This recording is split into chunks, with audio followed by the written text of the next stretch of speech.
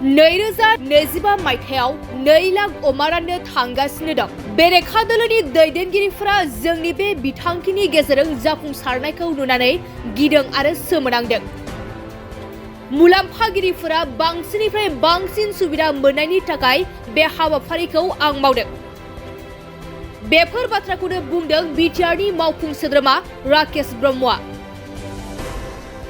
नंगौ, बिथाङा खौरांगिरिनि गेजेरजों फोरमायदों दि बेरेखा दोलोनि दैदेनगिरिफोरा बे मोनसे गेदेर बिथांखिनि गेजेरजों जाफुंसारनायखौ नुनानै गिदों आरो सोमोनांदों जे बेफोरखौ जोंनि समाव मानो साननो रोङामोन। सुबुंफोरनो अमा दाउ बोरमा राननानै रांखान्थि बिथिङाव जौगानायखौ जों मानो साननो रोङासै। बेफोरखौ साननानै बिथांमोना गोबां बाथ्रा बुङो होननानै बुंथिदों बिथां राकेश ब्रह्मआ। बिनि अनगायैबो बिथां राकेश ब्रह्मआ खौरांगिरिनि गेजेरजों मा बाथ्रा फोरमायबावखो फै जों आबुङै खोनासंना लानि।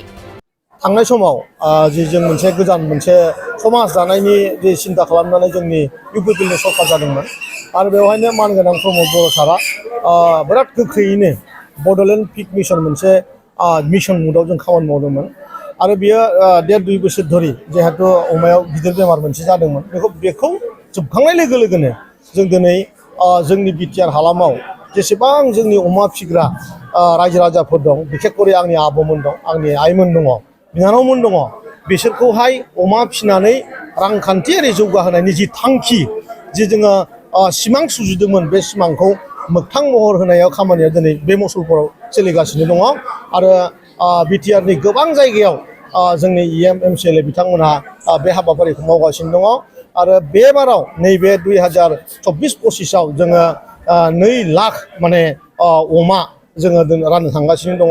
बे हाबाफारियानो मसलपुराव जादों आरो ना बे बाथ्राया मालाय जायफ्रा बे सेक्टराव खामानि मावाखै, जायफ्रा बे बिजोंखौ नुवाखै आरो बिखेखकरि अपोजिसननि जायफोर दैदेनगिरिफोर दङ बा अपोजिसननि मानसिफोर दङ बिथांमोना एथ' गिदिर साक्सेस जानाय जि मोनसे स्किम बा जि मोनसे मिशन, बे मिशनखौ बिथांमोना आसलते नुनानै गिदों आरो सोमोखांदों जे बेफोरखौ जों गोदोनि समाव मानो साननो रोङामोन।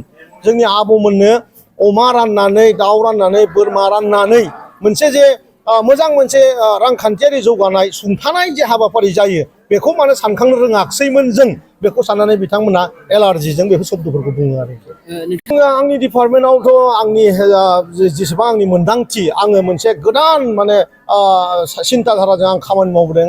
जेरै आं फिसारि डिपार्टमेन्टआवबो गोदोनि जि मोनसे कालचार जे माने रिपेयारिं खालामनानै एसअपिडिनि फैसाखौ बहनजोबनानै न' बिल्डिं लुनाय इएमफोरनि एमसिएलएफोरनि बेखौ आङो टटेलि ड्रप खालामदों आरो बेजोंहायनो आङो ना फानग्राफोरनो साइकेल रानदों, आइस बक्स होदों, ना फिसा होदों, मटर साइकेल रानदों। बेबायदि मोनसे माने गोसोआव थाथावथाव आरो खामानि मावनो सुबिदा जायखिया ना फिग्राफ्रा जाहाथे सुबिदा मोनो बांसिननिफ्राय बांसिन बे हाबाफारिखौ आं मावदों आरो बिदिनो भेटेनारि डिपार्टमेन्टआव दिनै खालि पिक मिशन नङा, जोंहा गड मिशनबो सोलिगासिनो दङ, बोरमा राननायनि हाबाफारियाबो सोलिगासिनो दङ, दाखारि बा फार्मिंनि खामानि सोलिगासिनो दङ। माने गोबां माने खुगाजों बुंख'नो हायि गोबां खामानि आंनि डिपार्टमेन्ट मोनथामाव सोलिगासिनो दं आरोखि। जों अलरेडि जोङो पिक मिशननि दाराहाय प्रडाक्शननि मोनसे ग्रुप दं जोंहा, माने पिगलेट फार्मिं जोङो अलरेडि बानायना होदों। बिसोर गिदिर सेक्टराव खामानि मावगासिनो दङ। जेरै जोंनि बाक्सायाव साथाम जि माने जोंहा पिक मिशननि पिगलेट प्रडाक्ट खालामग्रा जोंहा बेवहाय फार्मार्स दङ। बिथांमोना दिनै 1000 अमा जोंनो होदों आरो बे अमायानो बिथांमोननि आरो जों किसु जिखिनि नांगौ बेखौ जोङो लकेलि किसुमान पार्चेसबो जादों। खारन मानसिफोरनि जि अमा फिनायनि जि माने फार्मार्सफोर दङ बिथांमोननि सुबुङा बुहुत माने इन्टारेस्टेड आरो उदालगुरियाव बिखेखकरि जोंनि समाजाव स्पेसियेलि बर' समाजाव मोनसे बांग्रिं जादों। बे बांग्रिंआव जोंनि पिक मिशनानो लाबोदों होननानै बुंथारबाबो जेबो भुल जाया।